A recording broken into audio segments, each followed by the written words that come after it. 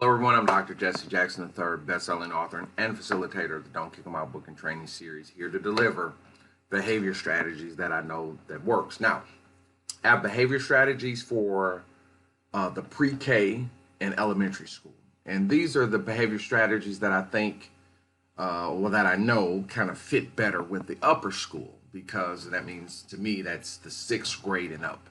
Now, I kind of have some different ways to go about things in high school, but I just, for the sake of discussion, we made this for the upper school. So, but once again, with the foundation for behavior strategies, you want to make sure you do things that work. And we don't do theory. These are things we do. These are things we know, and these are things we do. These are things that we know.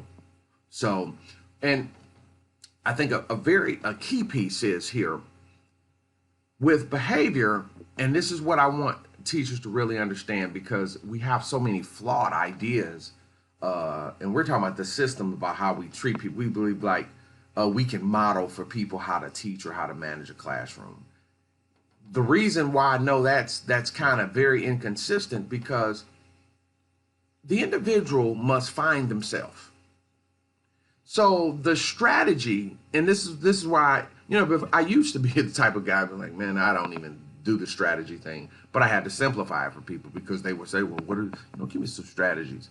The thing I'm always trying to do is build people up, because as you become a better person and become more built up in the confidence area, the understanding area, you actually respond that way.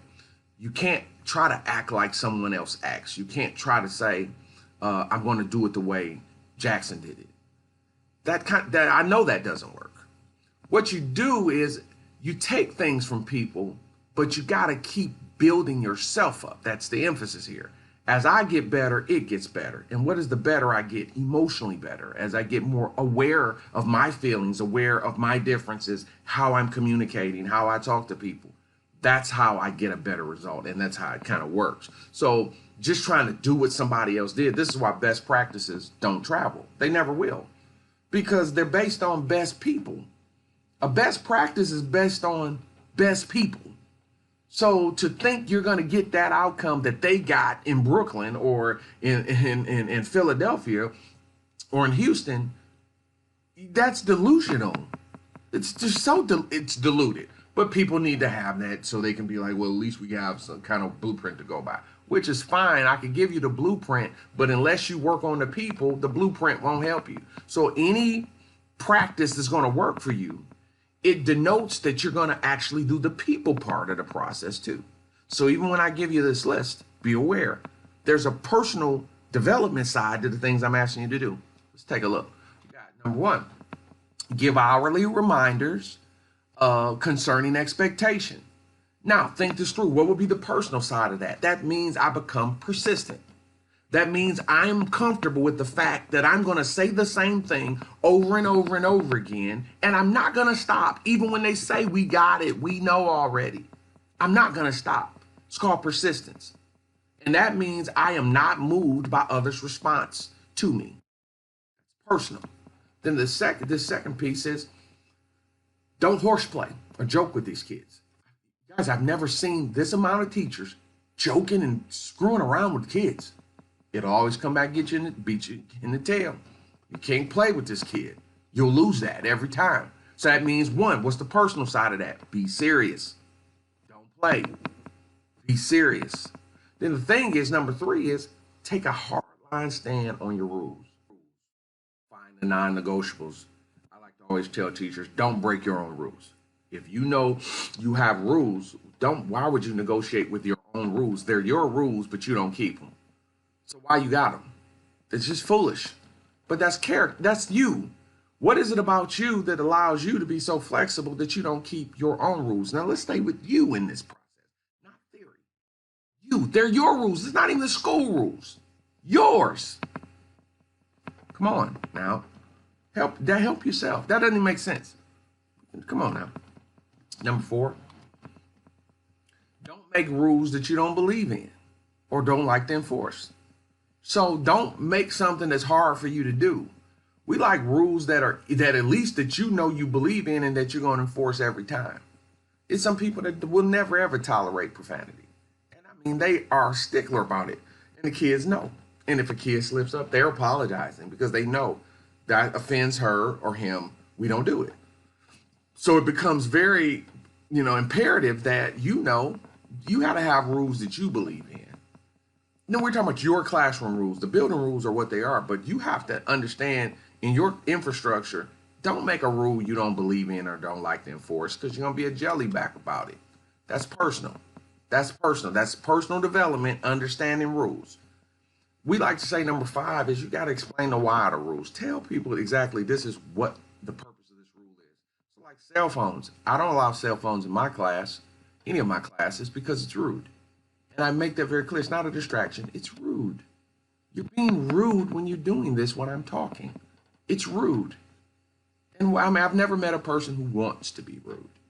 Explaining to kids why you're doing the things you're doing helps them to understand, not don't do it because I said don't do it. That's limited.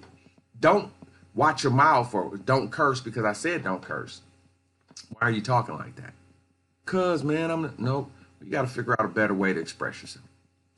That's not going to work. Number 6, increase your level of supervision, more engagement. That means this is not a sit down job. I mean, as a lot of teachers, you can always catch them at the desk. Okay.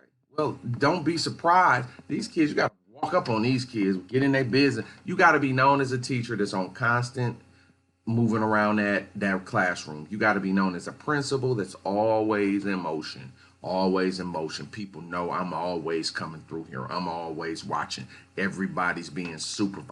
And that's the way we do things. Kids got to know that. Not I'm stuck at the desk and they think they can be over there doing something in secret. Nah, pull up. I gave you an assignment. What's going on right now? Check in the tool. What's happening? What's on this computer right now? Let's see. I'm telling you, increase your level of supervision. Number 7 says bring a stable adult personality to school every day. That's not influenced by your emotions. So notice what I said, a stable adult personality, not juvenile, not frustrated, not having meltdowns, not arguing with your principal, a stable adult personality to work every day. You should not be a person we don't know who's going to come to work every day. How's she feeling? Okay, well, okay. Let's just make she okay. We can go down there today. No, that's not good. Number 8, get organized. Stay organized. Get organized. Stay organized. I'm working on my organization, but I'm gonna get it. I'm getting better, much better at it, and I'm gonna be proficient in my organization and proficient in my planning, proficient in my organization, proficient in my planning. I have found that when I do walkthroughs through the building, I can look at a teacher's desk oftentimes, and it tells a story about their ability to manage. This organization, it causes a problem with the way you manage people. I like to always say this is how you know if you've got something going on. If your car is junky. Got a car junkie is telling a story. You'll get it on the way home about your emotions. Think about that. A junky car. Think about it. Number 9, enforce all rules. If they're the rules, no exception. Enforce the rules. Don't physically touch this kids. It goes bad. Grabbing and touching kids. I've never seen it work. And when you do it, you get a negative outcome, and then now it's went the wrong way. Don't touch me. Oh, dog. And now people, talking about, I'm calling my mother and all that. I'm saying smart money. We don't touch kids. We don't touch other folks' kids. Practice controlling yourself and teach kids to control themselves. We don't put our hands on children. It never works. It always goes bad. Always goes bad. Always goes bad. I remember had one colleague say at a training, and her colleague gasped when she said it. Well, what do I do if I'm telling a kid to do something and he won't do it? I feel like I need to help physically move the kid where he needs to be. Her colleague said, huh? Okay. Yeah.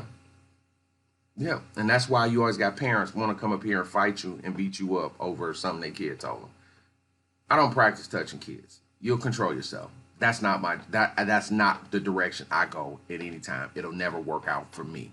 And it definitely won't work out for you. Number 11, focus on the life side of behavior. What is and what is not acceptable in society. You can't just curse your boss out and think you're going to keep employment. You can't just walk off the job like these kids want to walk out of class. Explain the life side of behavior. there's a life side. Kids have to know there's a real life to their behavior actions. So we don't want to teach the theory of consequences. We want to teach what this behavior really means. And so we know with suspensions, how suspension says you're not employable. You can't get along with people, you're going to get fired. You're unemployable. You have to be able to convey that. That works. Why? Because it causes the kid to think. Think. Think, young person. Use your brain. Please use your brain.